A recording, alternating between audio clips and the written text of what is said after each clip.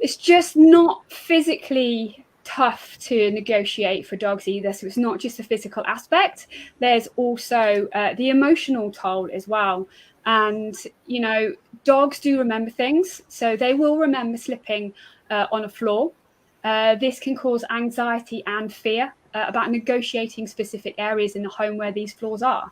And it might even be throughout the entire home that you've got these floors.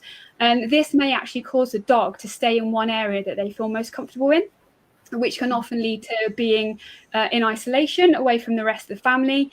So there then may actually be an element of depression that comes in here for these dogs as well. Because, you know, they are actually quite sociable animals, and especially with their family. So they end up kind of like just staying in their beds because they really do fear kind of like walking around the house and just getting up and moving from one room to another. So they might not actually show any outward signs of distress like this dog. They can often kind of internalize emotions. So, you know, some of the clues can be really, really subtle. But, you know, quite often, you know, when you speak to a behaviourist and kind of take a little bit of a closer look, or maybe even video your dog and slow things down, you'll actually start to see exactly what is going on for these dogs.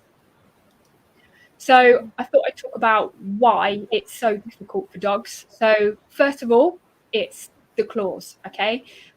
Dogs use their claws to walk, trot, canter, and gallop, as well as ambulating between postures, so sit, down, stand. And they help them grip so that they can move more easily. And when they come into contact with a smooth, hard surface, there is nowhere for those claws to dig into.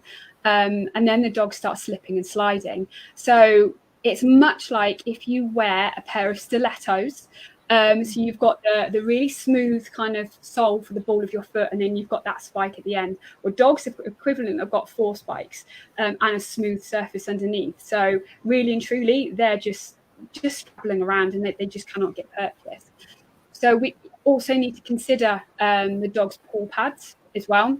These are not rubbery at all. They're not kind of like our own feet. In fact, they are pretty smooth themselves, if not sometimes maybe a little rough around the edges.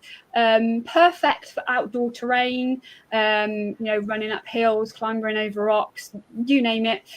So again, there isn't much grip there when faced with a slippery floor. And then that brings us on to the paw fur. So even a small amount of foot fuzz will decrease grip further. In fact, the longer the foot fur, the worse the slipping will be, because it will end up covering some of the pad. So, you know, what small amount that pad of grip that pad did have, it diminishes even further. And if we take a look at the paw pads on this dog, you'll actually see what I mean about how little grip that they actually do have. And there's a little bit of shine on some of it as well. You can see from a reflection. So with dogs, it will then be like the equivalent of you wearing fluffy socks on your hands and your feet, and you trying to negotiate a slippery floor on